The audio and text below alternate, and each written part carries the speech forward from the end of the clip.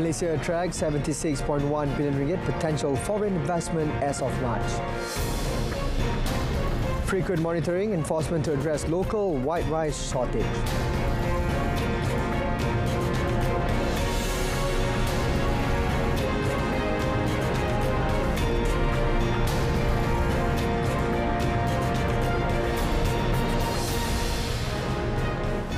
Good evening and salam Malaysia Madani. I'm SAHIH and you're tuned in to Malaysia Tonight. Malaysia has successfully attracted potential foreign investment amounting to 76.1 billion ringgit as of March this year, the result of the country's successful trade and investment missions in Australia, Germany and France. Prime Minister Dato Sri Anwar Ibrahim attributed the success to the collaborative efforts of several ministries and government agencies such as the Finance Ministry, the Investment, Trade and Industry Ministry, the Foreign Affairs Ministry, the Securities Commission and Bursa Malaysia. He said this was the result of the government's efforts to ensure political stability, cooperation with civil servants, as well as its clear national goals and policies. However, the Premier stressed that there is still ample room for improvement, including in terms of expediting project approvals. Meanwhile, commenting on the growth figures and forecasts for this year, Dato Sri Anwar noted that Bank Negara Malaysia's Economic and Monetary Review 2023 release yesterday was positive and reassuring.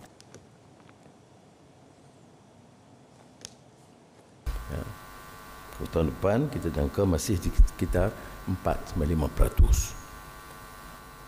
Semua angka positif. Pengangguran Januari 2024 turun ke paras 3.3%. 2022 3.7%.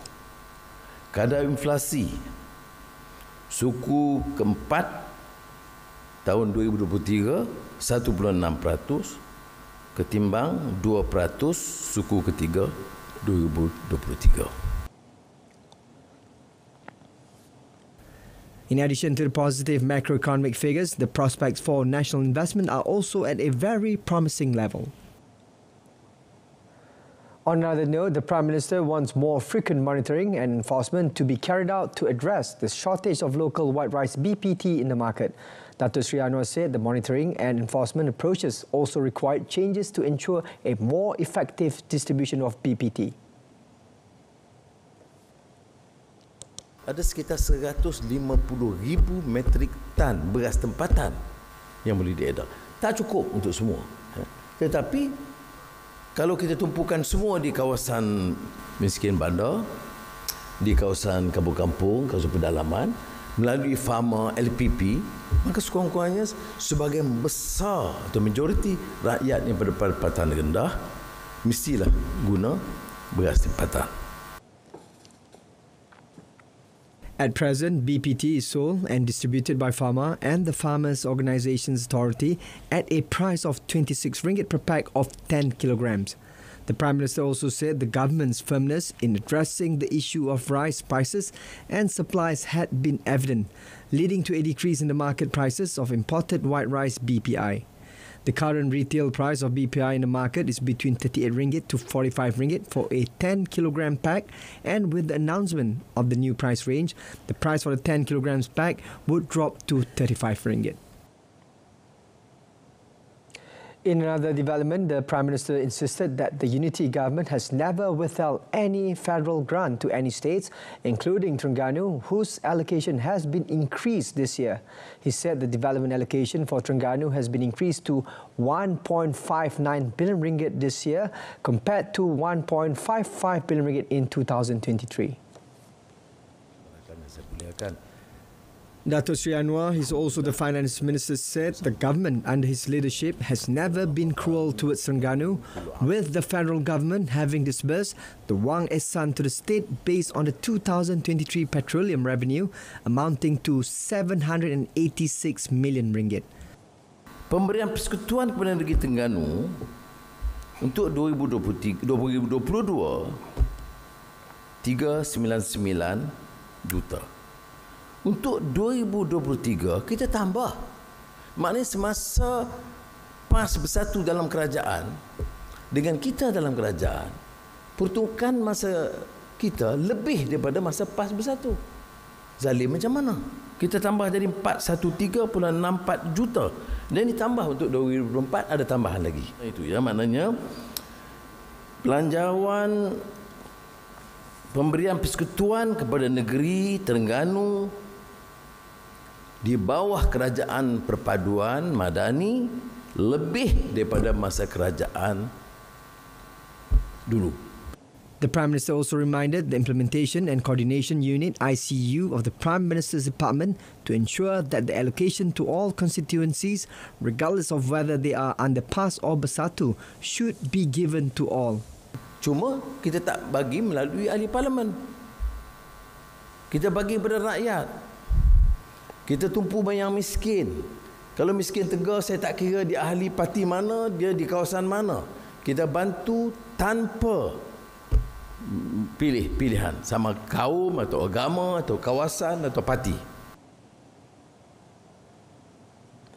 Meanwhile, during the 2024 Malaysia Madani Executive Talk Program for Civil Servants, the Prime Minister called on all leaders in the government to seek suitable ways and methods to address the problem faced by the people in their respective hometowns. He believes that such steps can solve half of the issues related to social, financial and educational issues in rural areas. Jadi saya mula dengan cok tok ukun Bukit Tajam. Jadi saya terpaksa dalam tempoh seminggu ni kemudian panggil kawan ke, telefon ke ataupun boleh balik susah kita, acara dah penuh. Untuk menentukan wakil wanita, belia, jawatankuasa masjid, jawatankuasa kampung, semuanya itu ada kesedaran ataupun tanggungjawab menyampaikan kemudahan, keperluan mereka, termasuk keluarga paling miskin, kedudukan pendidikan anak-anak di sekolah, masalah dadah di kampung, semua itu harus diambil tahu. On the role of the people in elevating the country's status, the Premier called on all parties to put a stop to stagnant and outdated debates and discussions. He said a great race cannot be built by belittling other races, but by showing its goodness through actions, dialogue, leadership, attitude, culture, discipline and integrity. He wants these matters to be emphasized because disparaging other races will not do any good to the people and the country.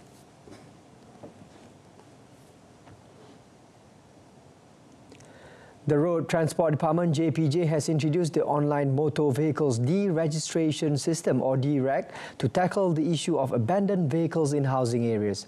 Transport Minister Anthony Loke said the DREG system enables vehicle owners seeking to scrap their vehicles to complete the deregistration process online in under an hour without the need to visit JPJ counters. He said the initiative involves motor vehicles that are no longer fit for use due to any reason, such as being permanently damaged or economically unviable for repair or use on the road. Setakat ini saya difahamkan ada dua fasiliti seperti ini, satu di sini dan satu lagi di Shah Alam. Di Shah Alam. Dan Jambatan Alam Sekitar sebenarnya telah memberikan 10 lesen secara keseluruhannya di seluruh negara. Tetapi 8 fasiliti lagi belum lagi diaktifkan. He said to ensure orderly vehicle scrapping and compliance with regulations set by the Environment Department DOE, vehicle disposal through the system is only allowed at DOE licensed authorized automotive treatment facilities.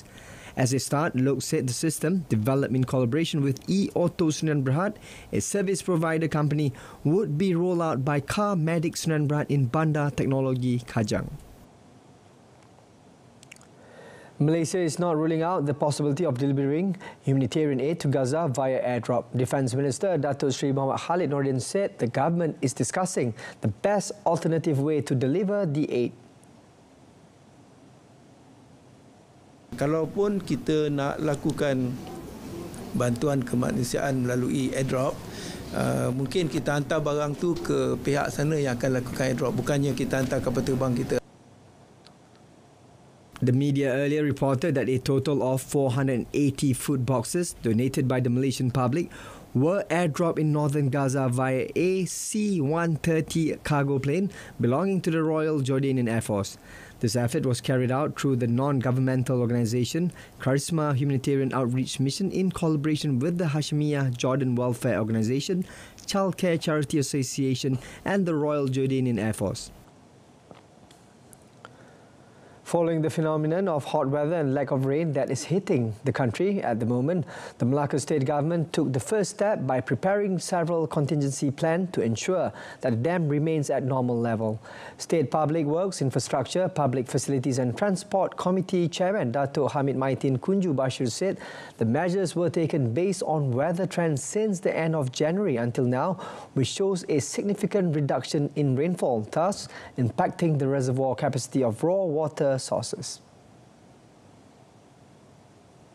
He was met after inspecting Air Keroh Lake with the presence of his deputy Zahari Abdul Khalil and State Water Regulatory Agency BKSA Director Azizul Azran Mahmur. Commenting further, Dato' Hamid said the state government also submitted an application to the Malaysian Meteorological Department, MET Malaysia, to implement the cloud seeding operation, but it is possible that the parties concerned see that there is still no need to carry out the process in Malacca for now. He also said that there is a sufficient water supply in the state until June, including the requirement of residents during the Aidilfitri festivals, as the latest water levels in 3 major dams are still at normal levels, namely the Durian Tunggal Dam, Jas Dam and Asahan Dam.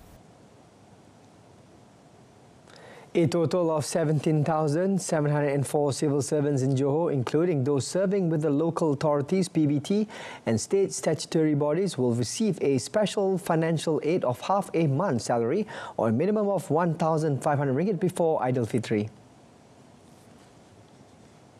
Johor Menteri Besar Dato' Onn Hafiz Ghazi said the state government had also agreed to offset the early incentive payment for the 2024 Public Service Remuneration System Study (SSPA) announced by the federal government to be implemented in all state departments, PBT and state statutory bodies. He said the early incentive payment of 2,000 ringgit will be paid to state civil service personnel, management and professional groups, as well as support group grade 56 and below. In a release statement today, he also said 1,000 ringgit will be paid to the Jawatan Utama Khas grade.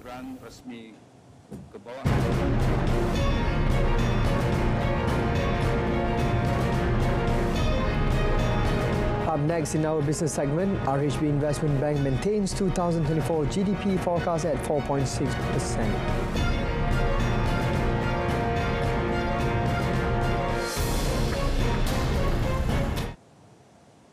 The Investment Trade Industry Ministry will continue to accelerate and facilitate the implementation of Industrial Master Plan to ensure that all investments are realised.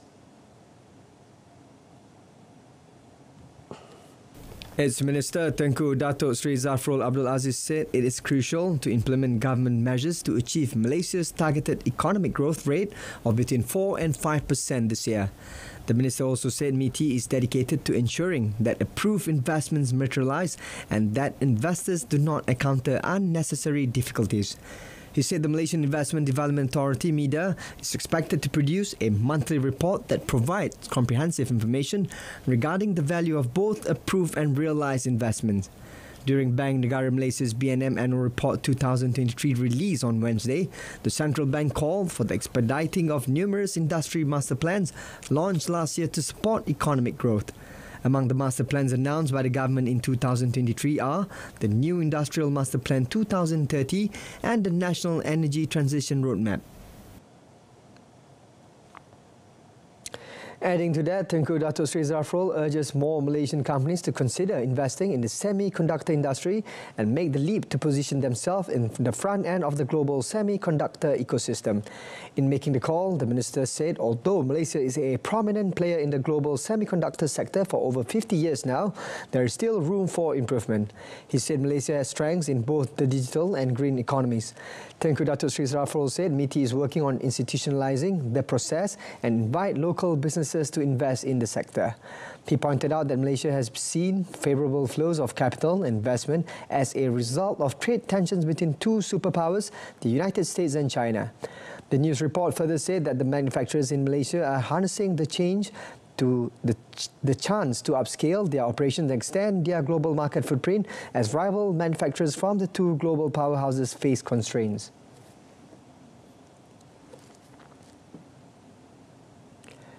Moving on, MIDA is encouraging businesses to leverage the Malaysia-Singapore Business Development Fund MSBDF for ventures in third countries. The agency said a significant enhancement to the provisions of the MSBDF agreement was agreed upon on 30th October last year between Minister Tengku Datuk Seri Zafrul and Singapore's Trade and Industry Minister Gan Kim Yong. The fund enabled both countries to jointly pursue opportunities in third countries and conduct joint pilots in each other's country, especially in emerging areas such as green economy and digital economy.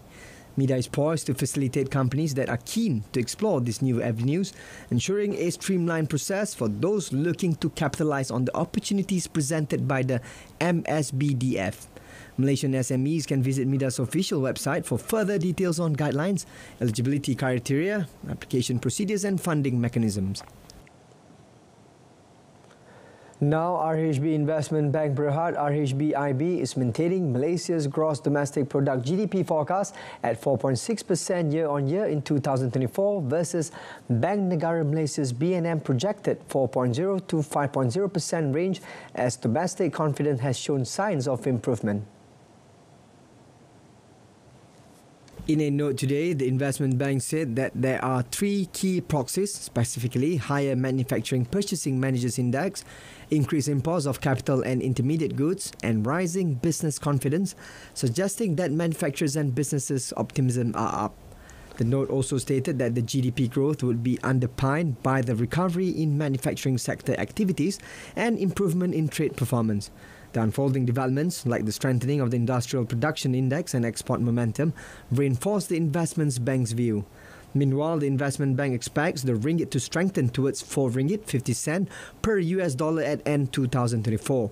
For the first half of 2024, the US dollar carry against the ringgit remains strong as the market prices out of federal funds rate FFR cuts, suggesting ringgit would be under pressure in the near term. The capital gains tax CGT exemption of unit trust will likely reduce the projected income obtained from the implementation of CGT. However, Deputy Finance Minister Lim Hui Ying said the government believes that the exemption will help to boost the capital market's performance and benefit more than 90% of individual investors. Pengecualian ini juga bertujuan untuk memastikan unit amanah kekal sebagai pilihan pelaburan yang menarik pada masa hadapan dan boleh diakses oleh rakyat. Selain itu, ia turut memberi manfaat melalui pulangan yang lebih kepada para pelabur individu di mana kebanyakan mereka terdiri daripada mereka yang dalam golongan pra-persaraan dan awal persaraan. Following discussions with capital market industry players regarding the effect of CGT on the distribution of profits to unit holders, the government has agreed to exempt unit trusts from the imposition of CGT from 1st January this year until 31st December 2028. Now, the European Union's EU ban on the import of palm oil as a biofuel by 2030 is seen as lacking in transparency and scientific reliability, which provides an inaccurate view of the sustainability practices practiced in the country's biofuel industry. Plantation and Commodities Minister Datuk Seri Johari Abdul Ghani said the ban is also seen as biased and will create undue restrictions and contradict free trade practices as it violates the principles of the World Trade Organization's WTO, namely the Technical Barriers to Trade and the General Agreement on Tariffs and Trade 1994. He said in this matter, Indonesia and Malaysia have filed complaints with the WTO against the EU's actions. Meanwhile, the minister said the Malaysian Sustainable Palm Oil MSPO certification standard is better than the Roundtable on Sustainable Palm Oil RSPO because MSPO covers a wide spectrum for all oil palm plantations, including smallholders. Jadi saya percaya kalau kita engage ni nanti, semua kita punya produk-produk sawit ini apabila dia terima MSPO ni, dia menjadi sebahagian daripada prasyarat untuk siapa-siapa nak ekspor. Sekarang ini yang boleh ekspor adalah mereka yang ada RSPO, terutama ladang-ladang besar-besar.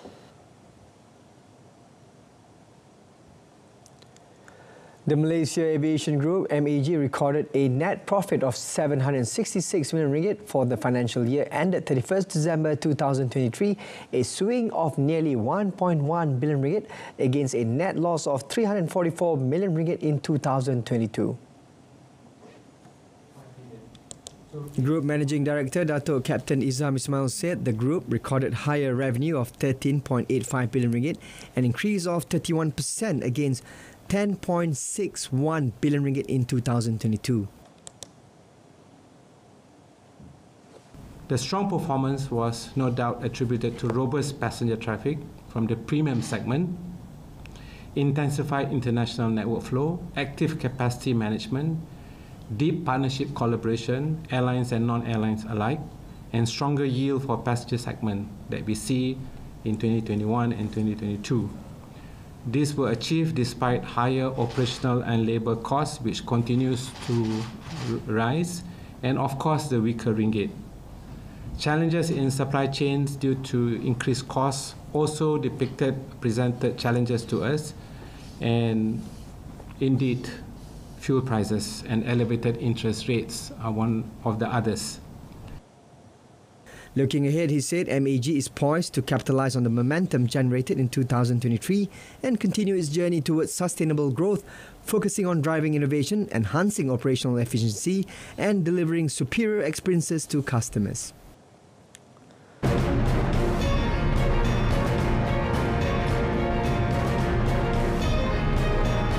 Next, in our foreign front, Indonesia opposition candidate calls for new vote after election loss.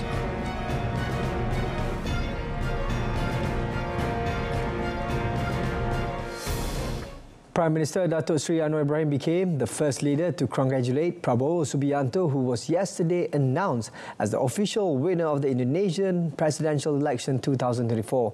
In wishing Prabowo the best of luck, Datuk Seri Anwar expressed his confidence that he will be able to carry out the given mandate with excellence for the continuous progress and prosperity of Indonesia. Datuk Seri Anwar, in a post on his Facebook, said it was meaningful because it symbolised the value of friendship between Malaysia and Indonesia, which is very special as a close and important neighbour.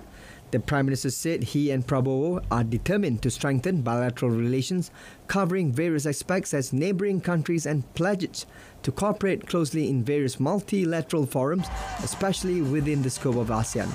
Yesterday, the Indonesian General Election Commission announced Prabowo Gibran Rakabuming Raka as the official winner of the 2024 presidential and vice presidential elections. The results showed that Prabowo Gibran won in 36 regions, while the other two regions were won by their rivals, the Anies Baswedan Mohaimin Iskandar pair.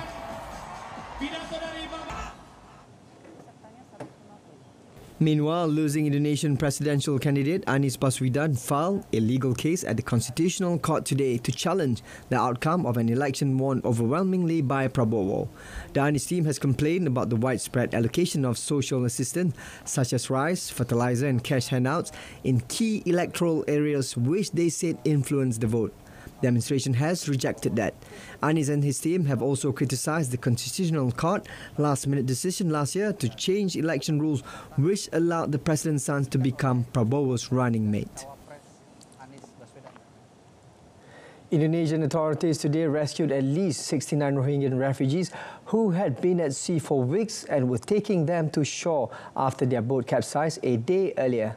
The refugee group's wooden boat and another vessel trying to help them both capsized yesterday, with survivors estimating around 150 Rohingyan had been on board, with dozens swept away. Rescuers had rushed to save the group of Rohingya after they spotted them in the water, stranded and holding onto an overturned boat off the coast of western Aceh province. The mostly Muslim Rohingya are heavily persecuted in Myanmar, and thousands risk their life each year on long and expensive sea journeys, often on flimsy boats, to try to reach Malaysia or Indonesia. Footage from the boat seen by AFP showed men, women and children being taken to safety by the local search and rescue agency. The refugees said they had tried to reach Thailand but were rejected. According to UNHCR, more than 1,700 refugees, mostly women and children, landed in the Indonesian provinces of Aceh and North Sumatra from mid-November to late January. Over in Russia, rescuers were scrambling to save 13 workers trapped inside a giant gold mine near the Chinese border, with officials warning of a difficult situation. The miners have been stuck since Monday after a rock slide covered them in rubble at the Pioneer mine in the far eastern Amur region. The mine is one of the largest in the world and one of the most productive in Russia. Specialists are working round the clock, removing more than 3,100 cubic meters of soil and pumping out more than 1,200 cubic meters of water. Authorities said it could take between up to 3 days to drill deep enough to get to the miners, thought to be around 125 meters underground. Regional Governor Vasily Orlov has said there has been no contact with the miners, but officials believe they are alive.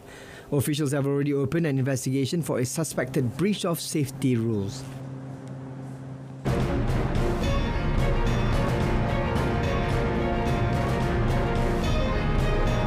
Still to come in sports, government's decision on 2026 Commonwealth Games will prioritise country's interests.